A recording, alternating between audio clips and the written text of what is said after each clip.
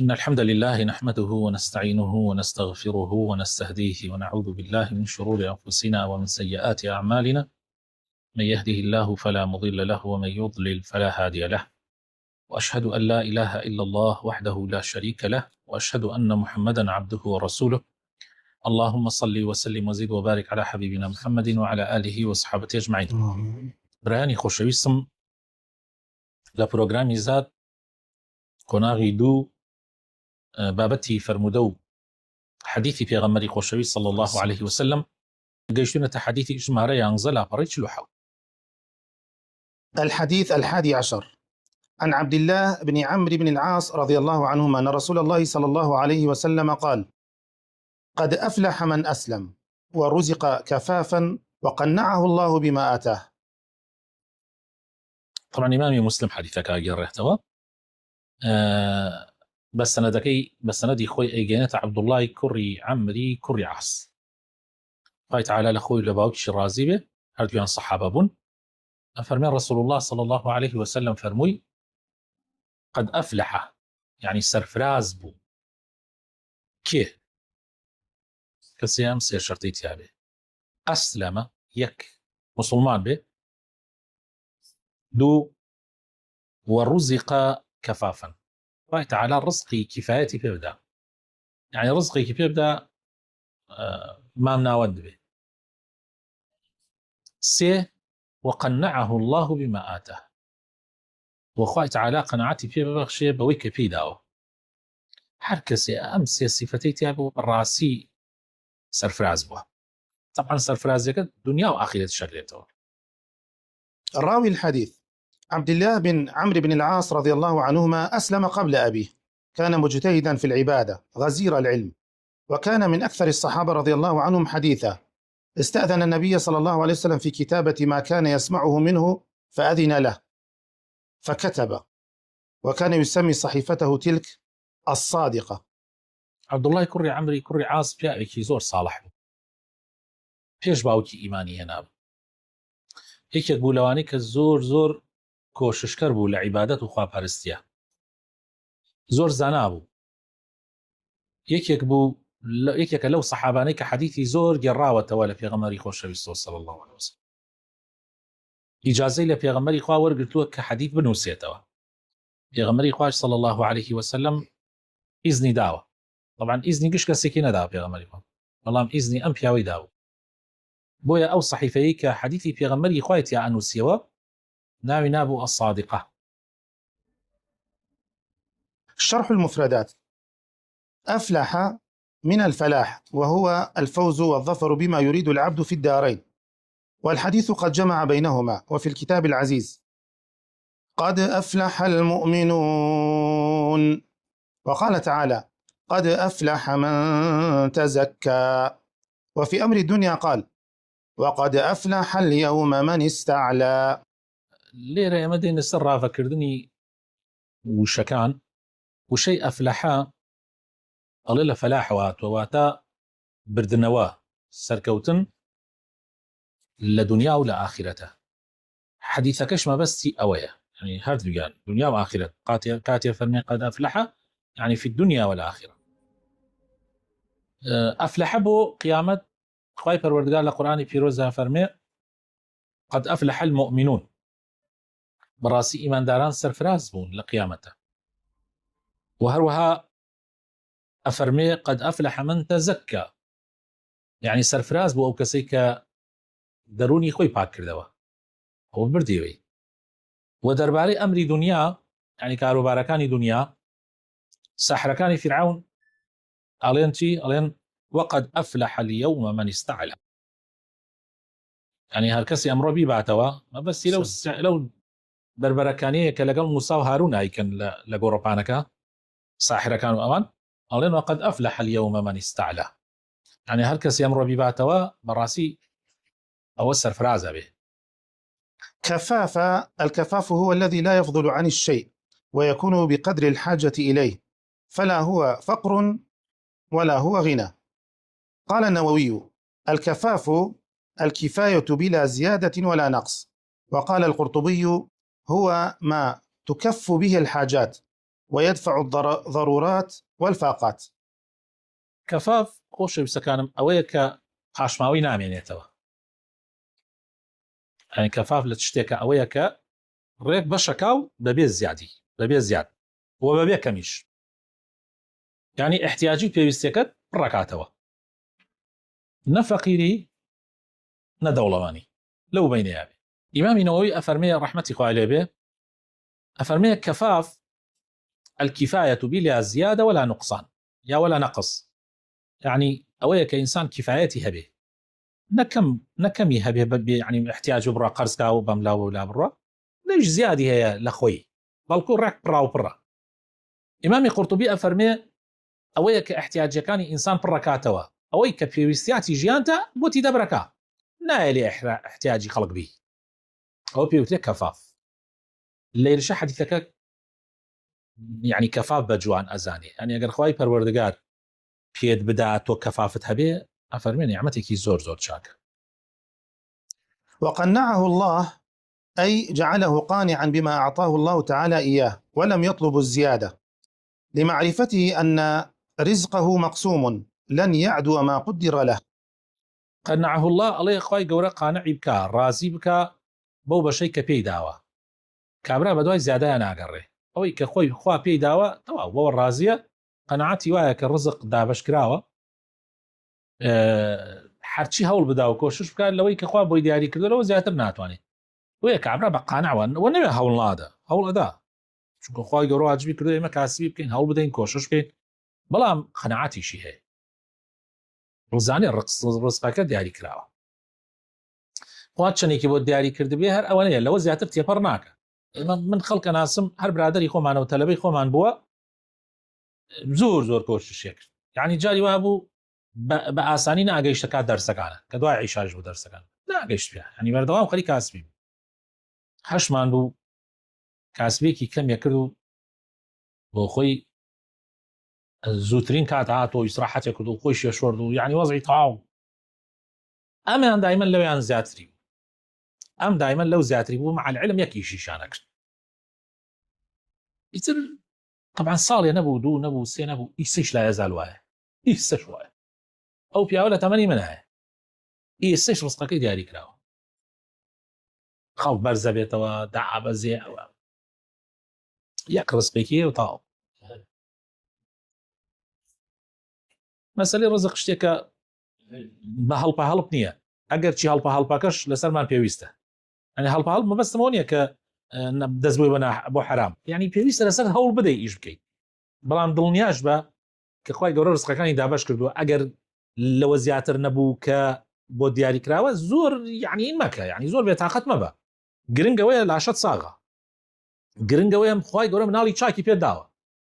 گرنگەوەی دەستە خەڵکپان ناکەیتەوە، گرنگەوەیە تۆ کرێی خانوو نادەی، ورە هەتا کرێی خانوش بدەیت، بەس نوێ ئەتوانی کرێکە بی، ئەوان هەیە ناتوانێت کرێکەش بە، هەیە مناڵی خراپیە، خەڵگیری کورە بەدەستی مناڵی خراپەوە، تۆ الحەمدوللا مناڵەکانت باشن بە قسە تاکەن، لەخوا بەزای بێ ژنەکەت باشە و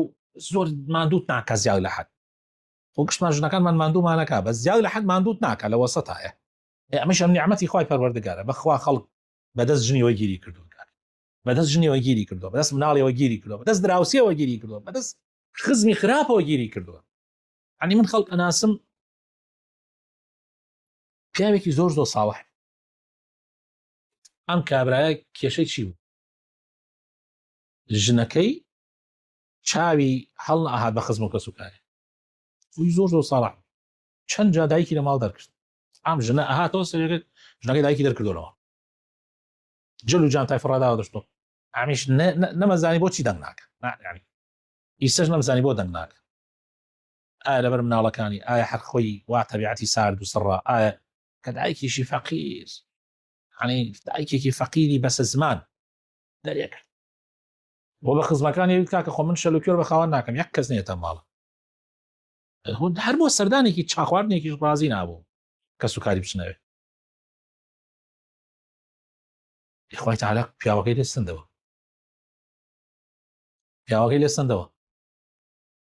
کتۆپڕێکا و پیاوە گەڕایەوە لای خوای پەروەردگار. پرسیارم لە کەسێکی نزیکی کردوتم نەچوونە سەردانی بکەوتی سەردانی چی بکەین ئێمە پیاوەکەی هەبوو دەرێکردین لەمەڵ ئێستا هەر ناوێری میچینەوە دەور ئەی ئەچوون بۆ ئەوەی کاکە مناڵەکانم خوێندنیانێ بەخوا کاکە مناڵەکانم چاوێدا بە یەکا و ئەمانەی ئەی کەسێک نییە لە بنەماڵی ئێمە دەری نەکردبێ لە ماڵ ئێمە نەکبەتی نییە تۆ گەر ژنەکەت سمعتت خۆ گشتمان بێتاقەتە بین جاڕای میوانەکە قورسە هەنێ کەسەیە قورسانێک کەسێ ئێسکی قورسە دێ بەس هیچ نەبێت تۆ ئەو ساعتە سەبەر بگرەوە تەحمل کە ژنەکەت لەوانە بێت کە تەحملی ئەو ساعتاکە زۆر زۆر چاک زۆر چاک ئیتر زۆر شت هەیە لە ژیانە تۆ الحەمدلله لەخوا خەڵک هەیە بەخوا دەوڵەمەنە بەڵام ئەو شتانەی نییە کە توێت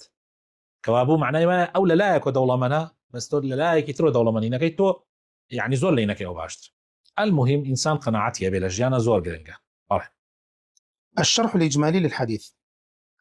هذا الحديث جمع 3 خصال وبين أن من حصلت له هذه الخصال بأن أسلم ورزق ما يكفيه وقنع به فقد حصل على مطلوبه وظفر بمرغوبه في الدنيا والآخرة، وذلك أن هذه ال3 جمعت خير الدين والدنيا، فإن العبد إذا هدي للإسلام الذي هو دين الله الذي لا يقبل دينا سواه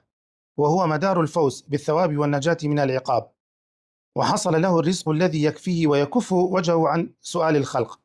ثم تمم الله عليه النعمة بأن قنعه بما آتاه، أي حصل له الرضا بما أوتي من الرزق والكفاف، ولم تطمح نفسه لما وراء ذلك، فقد حصل حسنة الدنيا والآخرة. شرحي إجمالي أم حديثة طبعا سيشت كوة كاتوا وڕوونێ کاتەوە بۆمان کە ئەم سێشتە زۆر گرنگە بۆ هەر کەسێک خۆشبەختی دنیا و ئاخرەتی بوێ. یەکەمیان مسلمان بێ، دووەمیان خوای گەورە ڕزقێکی پێ بدا کفایەت بێ، سێمیان قەناعەتیشی هەبێ بەوەی کە خوا پێی داوە. یەکەمیان کە مسلمان بوونە بەڕاستی مسلمان بوون خۆشەویستەکانم ئەگەر ئینسان خوا هیدایەتی بدا بۆ ڕێگاکەی خۆی و سابتی بکە لەسەر ئەو ڕێگای کا لەسەری کە جگە لەو ڕێگای خوای گەورە هیچ ڕێگایەکی تر قبول ناکە و فەوزی دنیا و ئاخرەتیش لەسەر ئەوە ڕاوەستاوە بەڕاستی ئەمە نیعمەتێکی زۆر گەورەیە. ئەمە یەکەمیانە، ئەمە لە هەمووشیان گرنگترە. دوای ئەوە ئەمجا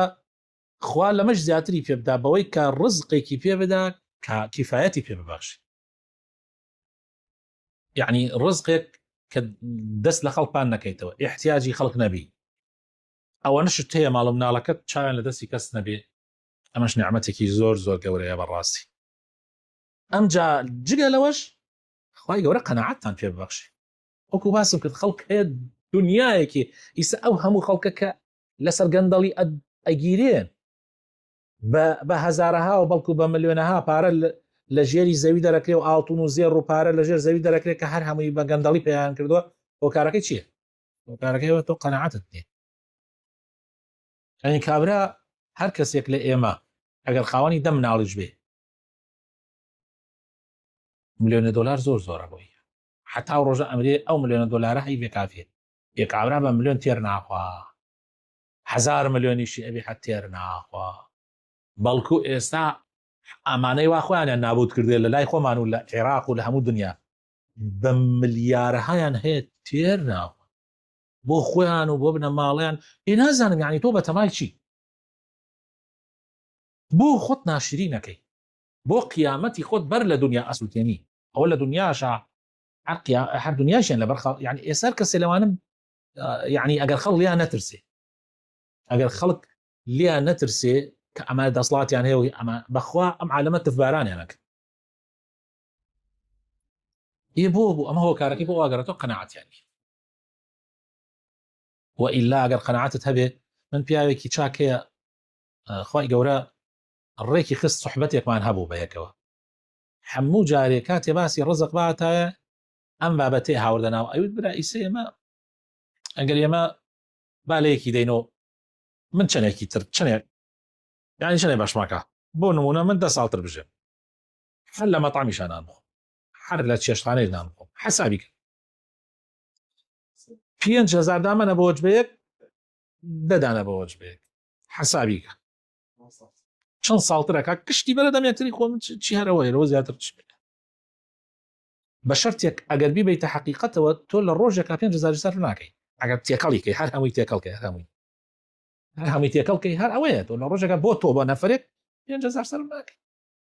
تۆ 10دانە تۆ 20دانە یەگشتی بەرەدەمیە کە تۆ کەیەوە ناژی بۆ ئەوەنە چاوچنۆکی بۆ ئەوەنە دەست بۆ ڕزقی خەڵکە بی ئەگەر ڕزقەکان کە هەیە لەسەر زەویان ڕێک عەدالەت دابەشیکەی بەشی گشتی شێکا و زیادەشی هەیە بەس چیە کێشەکە ئەوەیە من بەشی تۆ خۆم تۆ بەشی ئەوە خۆی ئیتر لە ناویەکە بەشی یەکتریە خۆین بۆ خۆی خۆڵکانێکی ئەمرن لە برسە هەڵکانێکی شەیە گەیشتونەتە ئەو پەڕی خۆ ئەوەی ئەو پەڕەکە بۆ خۆشی نییە ئیسا ئەم هەموو پارەکە ئەی دزن برا شای ئێران بە ملیارەها دۆلاری ملەتی ئێرانی دزی خۆ پارەکەی برد لە بەنقی ئەوروپایە لە بەنقەکانی غەربە خەزنی کرد دوای ئەوەی کە خۆی نەما هەموو پارەکان بلۆک کرا ئەمە چی بەچی کرد نەخۆی ئیسفادەی لێ کرد نەبنە ماڵی ئیسفادەی لێ کرد نەیەڵای ئەو ملەتە ڕەشروتە ئیسفادەی لێ بکەن و خەڵکیش ئەوە حاڵ و چیان پێ کرد لە ئێران بۆیە بەڕاستی زۆر گرنگە ئینسان قەناعەتی هەبێ ڕازی بێ بەوەی خوای پەروەردگار پێی داوە ئەگەر هەر کەسی ئەم سیانەی هەبێ بەڕاستی بەختەوەری دنیا و ئاخرەتیشی دەسەکەفێ فائدەکانی ئەم حەدیثە. فوائد الحديث. أولا، في هذا الحديث فضيلة الكفاف وشرف هذه الحال على الفقر المنسي والغنى المطغي. فائدەکانی ئەم حەدیثە طبعا ئەم حەدیثە باسی فەضیلەتی کەفافەکە و شەرەفی یعنی گەورەی ئەو حاڵە نە ئەوەتانێ فەقیرێکی ئاخر فەقیری جاری وا هەیە منسیە یەکۆرە زکری خوا لەبیرە بات فەقیری جاری وا هەیە نەک خۆت زکری خواشت لەبیرە بات هەرچی کوڕە فۆرماتەکە وەڵغینایش هەیە توغیانت پێەکە زۆربەی ئەوانەی دەوڵەمەند ئەبن سەلام لە خەڵناکە هەرەوەنە حەساسیارەیەکی بەرزی کڕی ئیتر مەرحەبای خەڵناکە هەر ئەوەنە حەساس ڤیلایەکی باشی کڕی ئیتر تااقەتی نییە لە خزمەکانی و لەگەڵ خزمەکان وازانی ئەو تر مرۆڤێکی جیاوازە لەگەڵ ئەمانە جا خوا گەر پێت بدا نە ئەمەیانت ببێ نە ئەوەشە نیعمەتێکی زۆر گەورەیە یعنی نە فەقیریەک ئەوەی کە هەموو شتەکان لەبیر باتۆ نە غینایەکیش توغیانت توش بکە بەڵێ سبحان الله زەلام وایە کافرە هەر بە کافرە بەدین ئێمە بە سێرەکە چێنێ دەوڵەمەنە هەر ئینسانێکی ئینە توغیانی نەکردو دەوڵەمەنە بەس تاغی نییە ئیتر ئەم نیعمەتەک نوعی نیعمەتەوەی کە تۆ دەوڵەمەنی توغیانت پێنەکە مەرج نییە هەر لە ئیسلاما بێ جاری وایە کابرا کافرە بەس توغیانی نییە جاری وایە کابرا مسلمانە بە ناو ئیسلامە بەس توغیانەکە سبحان الله هەروە دوو فلس یەکسەر خۆی لێگۆڕێ یەکسەر ئیتر هەوڵەدا مەوج وە گوێرەی زەمان و بالێکی بێ و شەن بکە سبحان الله ئەوە دوو فلس لا حول ولا قوة إلا بالله. طلع. ثانيا، أن كثرة المال تلهي وقلته تنسي، فما قل منه وكفى خير مما كثر وألهى. بله. الله زوربوني مال سبحان الله توشي إلهاءتك حتى أجر يعني طغيان تشنكا سبحان الله أجر إسان بون منا حريك يكليما تجارتي هبي بون منا للصين وتجارتي بوبي نازام لكيو أيني بوبي يتر بردوام أو حتى أنا أم درسش دانشتو هر تلفونها بدس يوم مشغولة يساتو أجر شوار معاملته به بينج معاملته به يتر طاقت لم درسنا مني كاك بيت ناكر ده عيب داربي دانشي لو يا بردوام تو تلفونها بدس تو بردوام خليك نامي ناتوني دانشي لمجلس يتر حتى من هالقاني خوش لبيرنيه زۆربەی ئەوانەی کە زۆر دەوڵەمەند ئەبن ئەگەیان لە ماڵ و مناڵ خۆیان نامێنێ ئەمە تووشی ئیلهاءتەکە یعنی تووشی مەشغوڵبوونتەکە بە دنیاوە زیاد لە حەد وەف طبعا نەبوونی دنیایش بەڕاستی ئەویش هەر وەکوتمان لەبیرکەرەوە جا ئەگەر خوای گەورە بکە ئینسان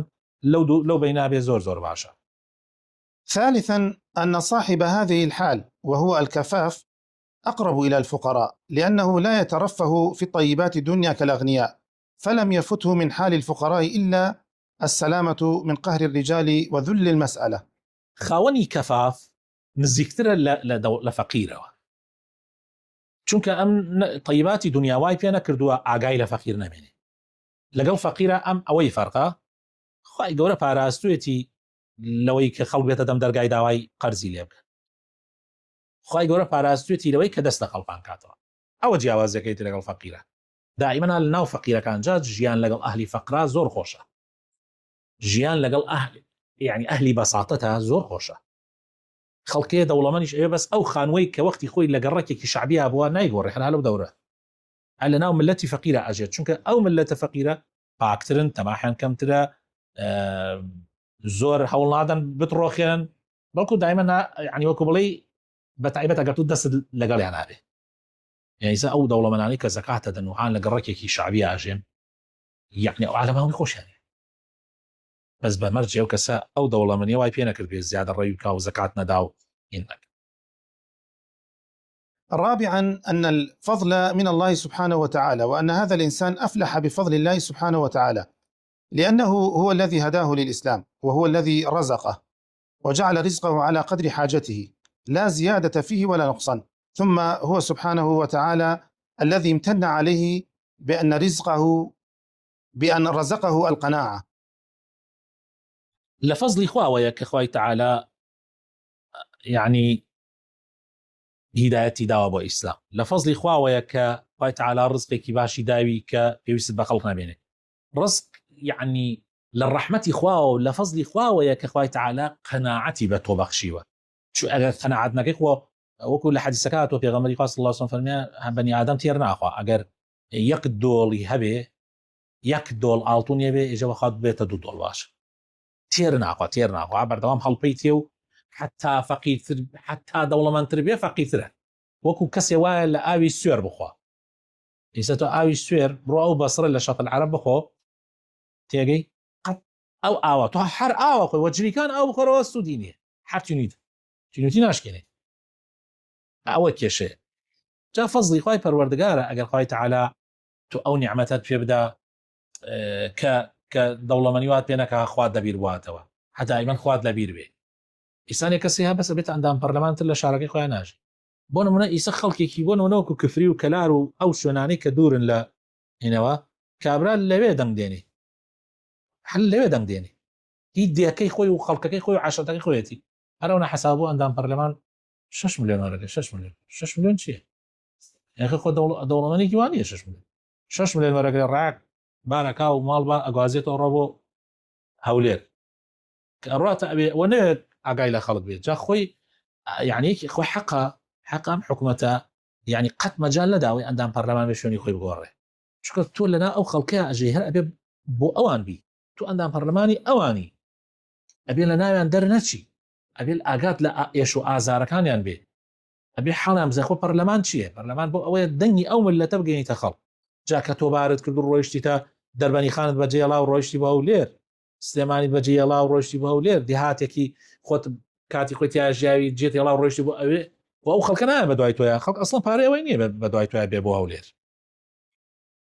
بويا غلطيكي زور قوريه وخلق بدو فلسي عندهم برلماني خوي لي اغور رجالي واي بدو فلسي وزارتي خوي لي اغور. خامسا ليس معنى الحديث أن يقعد الإنسان في بيته ولا يطلب الرزق، بل يبحث عن رزقه ويسعى إليه مع القناعة والرضا بما أعطاه الله سبحانه وتعالى. أم حديث معناه ونيا كإما وضع الرزق أنا قريب داينا الرزق باك وحلال هيك شيء كني وضع قريب اللهم أقات ليبي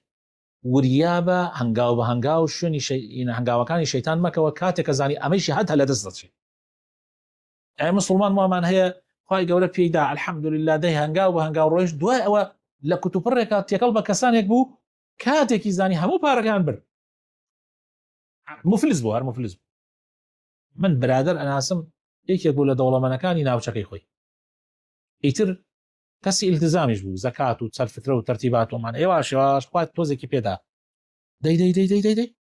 لكتو بركات كاتك زاني مفلس برديان شو ناو تجارتي عم سربم مينانا شو ناو تجارتك أنا كاتي زاني مفلس لا دكاني كي بتشوكو دسي فكر لميراتي باوكي باي ما بو تيجي لا دكاني كي بتشوكو يستاو دكاني شو دزداو صفر الرجال محكمة كاكش شكاتي ليك هاري خلقي كي زور ما دسي وفوتها لا أتوانا بلهم لا أما هرهمي للروج دو روجك أما للروج دو روجك أو بأفراه يعني بڵێ ئەفری بە لە هینا لە دەوڵەمەنیە لا کتوپڕێکە ڕۆژە دوو ڕۆژی پێ نەچوو حتە سەر سفر یان وت تۆ مفلسی خاوەنی $1 مایەپوت نەکەەوە خاوەن $1 چونکە ئەو پارەی کە بخست بووە ئیشەکەەوە نیوەی هی خۆی بوون نیوەکەی تری هی خەڵک بوو ئەوەشی تاجوو ئێستا سوال ئەکا بە مزگەوتەکانە بەڵکو پارەی بۆ کۆڵکرێت بەڵام ڕۆژێ لە ڕۆژان لەو مەرحەلە مزگەوتەکانی لەبیر چوو باوەڕ ئەەکەی من بینیمە کە زۆر کەسی ناسەوە بینیمە بەری کردێتە ئەولاوە بۆی داوای شتێکی لێ نەکەم بۆ مزگەوت یا شتێ وەلو من الحەمدلله قەت داوام لێ نەکەم و داواشیان لێ ناکەم بەس یعنی مەبەستم ئەترسە بێخوای گەورە ئێستا وای پێ کردووە ئەگەر ڕێ بەدوای مامۆساکەیە بۆ ئەوەی شتێکی بنێ داواکارم لەخوای پەروەردگار ئیمانێکی سەلامەتمان پێ بدە ڕزقێکی کەفاف و ڕێک و پێکمان پێ بدە احتیاجی هیچ کەسێکمان نەخا هەتا ئەو ڕۆژە ئەمرین بەخوای پەروەردگار قەناعەتمان پێ ببەخشێ